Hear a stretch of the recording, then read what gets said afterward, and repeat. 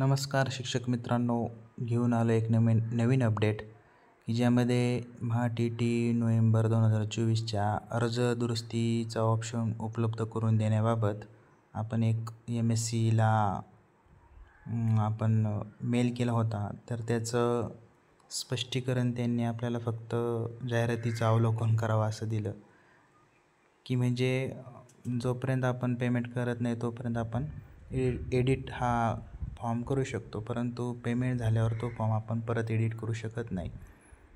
तर त्यांना मी परत मेल केला होता आपल्या प्राथमिक शिक्षक ग्रुप यांच्या वतीनं की महोदयवरील विषयानुसार आपण दिलेले स्पष्टीकरण अपूर्ण आहे. अर्ज दुरुस्ती ऑप्शन का उपलब्ध करून दिला जाऊ शकत नाही याचे समाधानकारक उत्तर दिले तर बरे होईल. केंद्राच्या TETमध्ये म्हणजे CTETमध्ये जर दुरुस्ती ऑप्शन मिळत असेल तर महाराष्ट्रात का नाही? एखाद्यास दुरुस्ती करायची असल्यास त्याने पुन्हा फॉर्म भरावा, हीच जर अपेक्षा असेल तर बहुतेक गरीब मुलांचे आर्थिक नुकसान होणार आहे. त्यास जबाबदार कोण?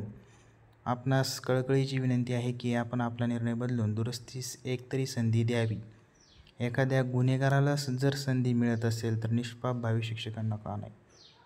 महोदय, आपणास अगदी मनापासून विनंती आहे की गोरगरीब मुलांचे नुकसान थांबवावे, याचे स्पष्टीकरण मिळावे, हाच एक उद्देश आहे. याच्यातून आपण त्यांना स्पष्टीकरणाची मागणी केली आहे. तर पाहूयात त्यांचा रिप्लाय काय येतो आहे. तर बहुतेक होईल असं वाटतं आहे, कारण आपल्या सूत्रांकडून माहिती कळते की होईल. पण यासाठी प्रत्येकानं त्यांना ह्या पद्धतीने मायना घेऊन मेल केलं पाहिजे.